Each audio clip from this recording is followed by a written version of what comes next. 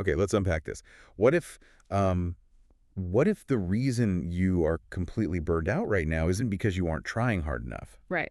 But like, what if it's because you are actually succeeding at a job you were never even hired to do? That is, wow. That is such a profound way to frame it. I mean, just think about the sheer amount of mental energy you spend every single day, trying to manipulate variables, managing other people's emotions, engineering your career trajectory. Yeah, and trying to force the exact outcomes you want in your life. Exactly.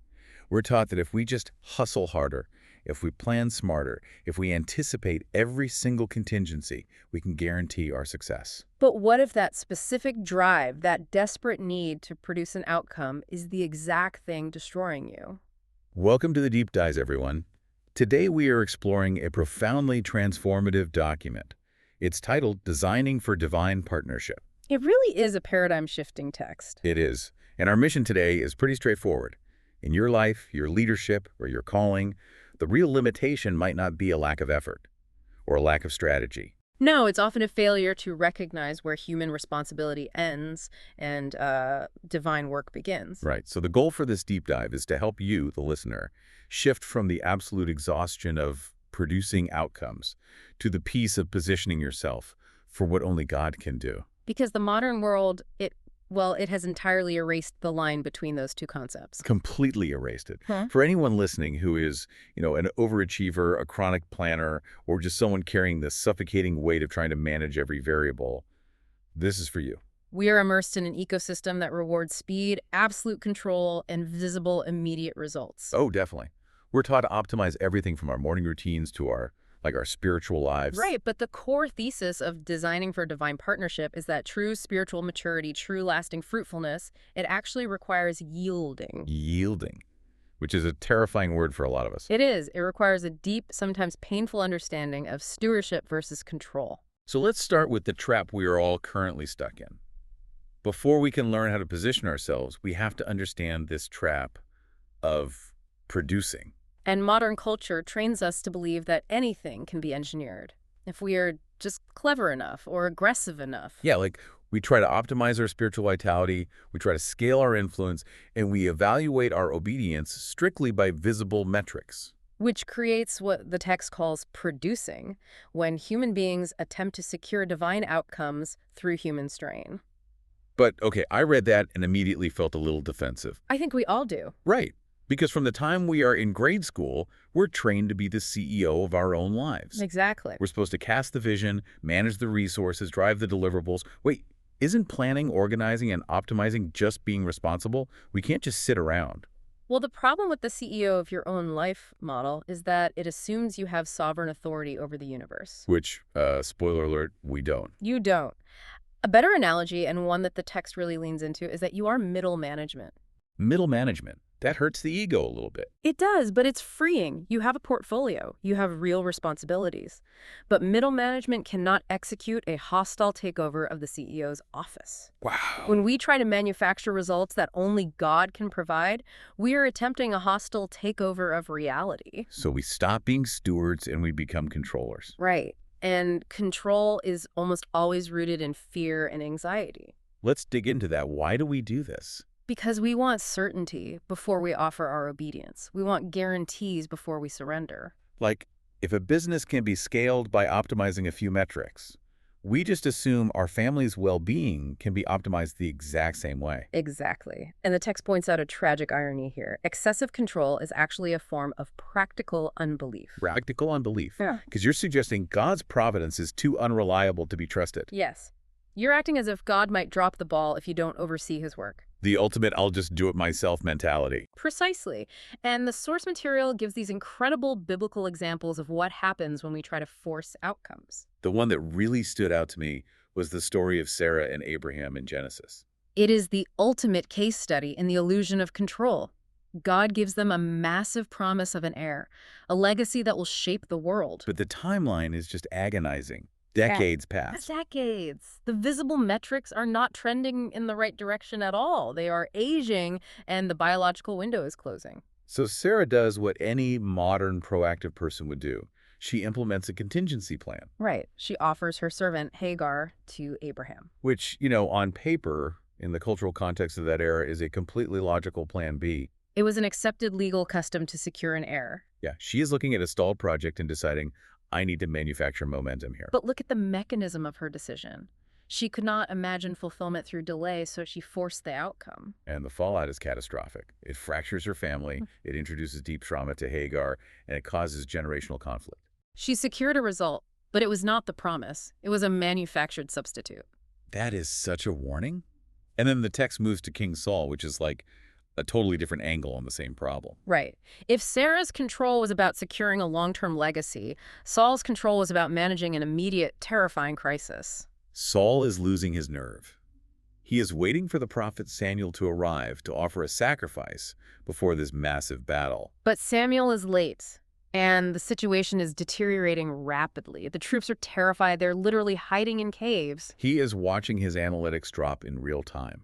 His approval ratings are plummeting, people are deserting him, and the deadline is blown. The pressure is suffocating. He feels his authority and his control just slipping through his fingers. So he forces a premature sacrifice. Exactly. He steps outside of his appointed role, taking on a priestly duty he was expressly forbidden from doing, because he cannot tolerate the ambiguity of waiting. He couldn't handle the optics of doing nothing while his kingdom fell apart. He used pressure and manipulation where he should have used patience. And by forcing the outcome to stabilize his kingdom, he actually loses his stability permanently. The text outlines that he's told his kingdom will not endure. Because when we try to force the divine through human effort, we stop building places of worship. And we start building places of performance. Which brings us to the profound distinction in the text between the altar and the theater. This is one of the most vital architectural metaphors in the whole document. Let's break it down.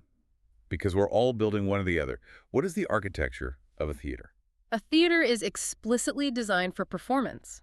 It exists to curate impressions and generate applause. Right. You control the lighting, you manage the script, you cue the audience. Exactly. A theater can be technically excellent.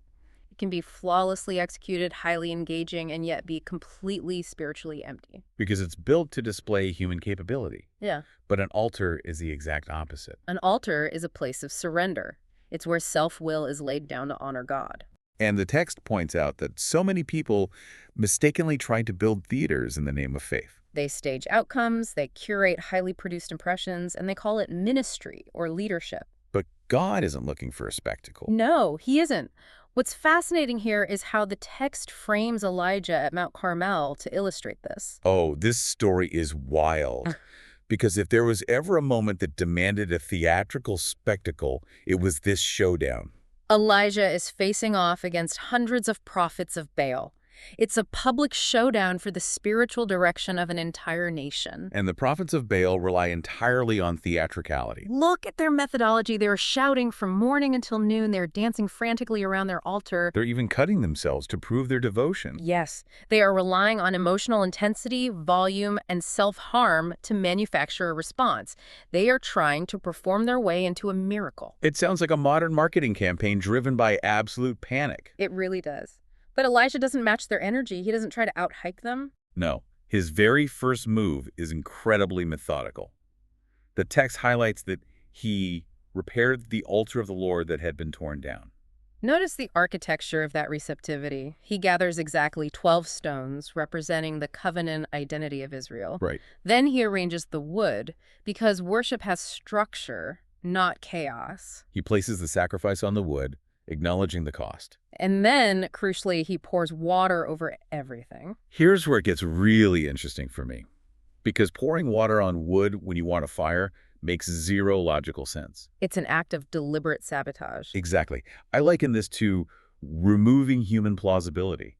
You're setting the stage so that when the win happens, you absolutely know. It wasn't just your clever life hacking. Elijah is intentionally stripping away any possibility that the fire could be credited to a hidden spark or his own ingenuity. He is making the altar look completely helpless. Yes, he is removing his own safety net so that God's work is undesirable. Think about what it means to pour water on our own altars today. It's a terrifying thought for most of us. It is. Because pouring water might mean stripping away our PR spin. It might mean dismantling those overproduced systems we rely on. It requires radical vulnerability. But the text states clearly that fire falls on prepared altars, not on theatrical stages. But we have to address the tension here. Let's do it. If building an altar requires this deliberate lack of control, this vulnerability, how do we reconcile that with the very real effort we put into our daily lives? Right, because we can't just abandon our jobs. Exactly. I can't just pour a pitcher of water on my laptop at work to remove human plausibility. I'll just get fired. And the source text anticipates that exact pushback. It takes us into the biblical theology of human limitation to explain this balance. The tension between human responsibility and divine sovereignty. Yes. It uses Paul's agricultural rule from 1 Corinthians. I planted, Apollos watered, but God gave the growth. I love that analogy because farming is not passive. It's incredibly labor-intensive. That single verse is presented as a masterpiece of theology regarding our limitations. Human beings are truly responsible. We have to plant the seed. We have to carry the water. Those are real strenuous acts. You have to break the soil. But God is truly sovereign. Only He gives the growth. You cannot yell at a seed to make it germinate. You cannot manipulate its cellular structure. So faith is not a spiritual shrug. It's not passivity. Not at all. Faith says, I will do what is mine to do, and I will not confuse that with what only God can do. If we connect this to the bigger picture, God often chooses to work through human obedience rather than around it. He does not need our control, but He requires our consent. He honors our participation. Let's run through the rapid-fire examples from the text because they really illustrate this partnership perfectly. The first is Noah building the ark. Think about the absurdity of Noah's task. He has to build a massive vessel on dry land before rain even existed in that way. His responsibility was manual labor, cutting wood, pitching the hull. He built the ark before the rain fell. And Moses, at the Red Sea, he has an army behind him, an ocean in front of him. And God tells him to lift his staff. The staff didn't possess magic. Moses lifted the staff before the sea parted. Joshua at Jericho, marching in silence around a walled city for 7 days, militarily nonsensical. But they marched before the walls fell. And the disciples with the loaves and fishes, distributing the bread before it multiplied.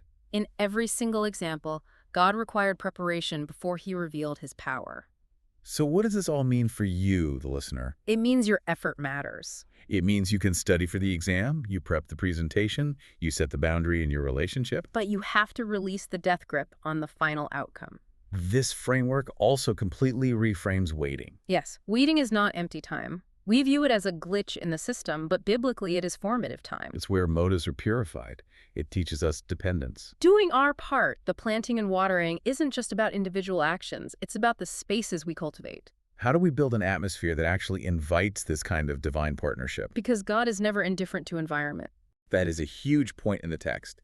He is not attracted to hype, noise, or polished platforms. He is attracted to readiness, consecration, and obedience. We usually treat holiness as just a moral standard, like a checklist of rules.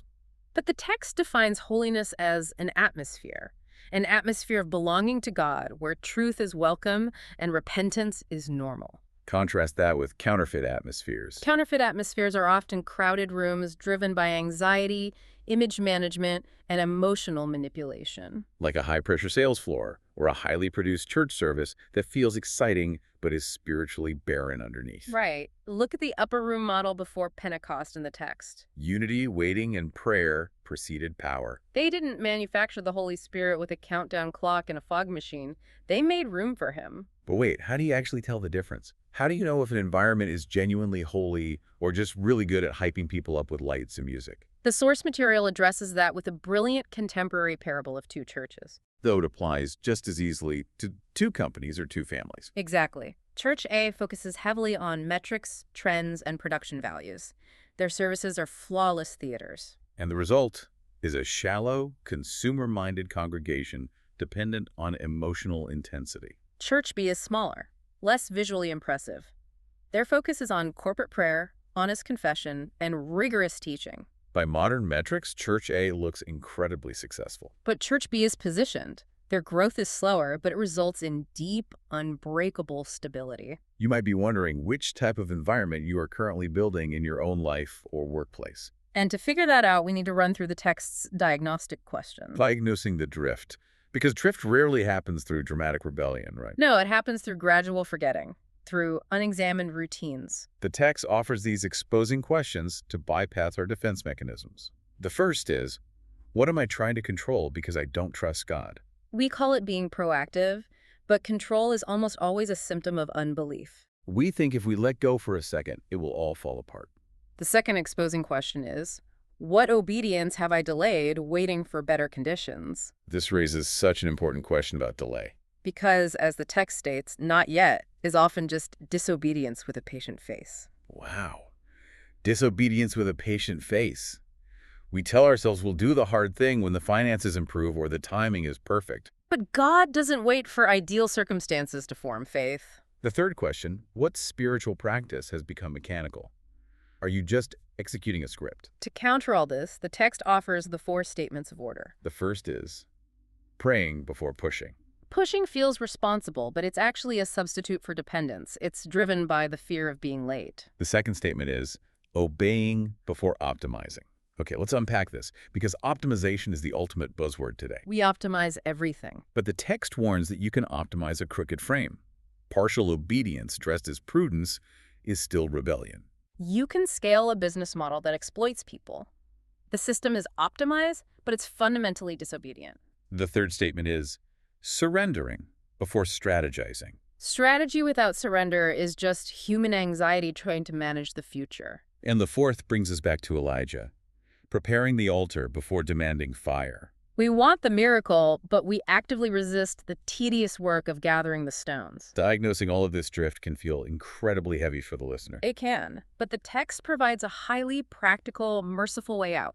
It's called continuous realignment. I love that word, continuous. Yeah. Because alignment is not a one-time event. It is a continuous covenant practice. Returning is not regression, it is going deeper. I compare realignment to a ship at sea.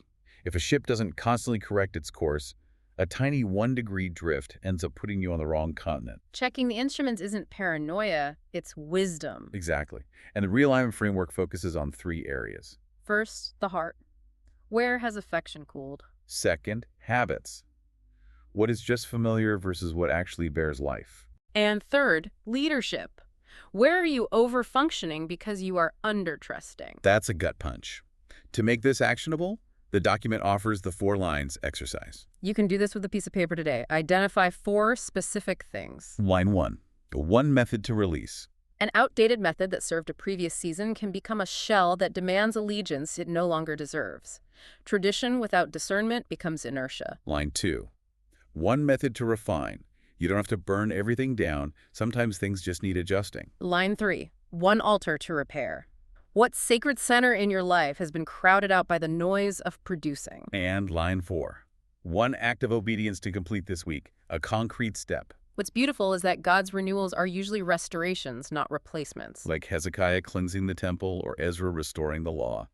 God takes the broken pieces and recommissions them. This realignment isn't just for massive life shifts. The source text brings this all the way down to the granular level of our daily, mundane lives. Divine partnership is for the kitchen table, the workplace, and the sleepless night. Let's look at the practical wisdom for everyday life. In conflict, seek peace instead of winning. If you don't need to win every argument to protect your ego, you become incredibly free. In discernment, listen before speaking. In planning, hold outcomes loosely. In service, remain faithful when unseen. The deep relief here is shedding what the text calls false responsibility. We are not meant to carry the ultimate consequences of every decision. When Jesus said, "His yoke is easy," he meant that he carries the governance of reality.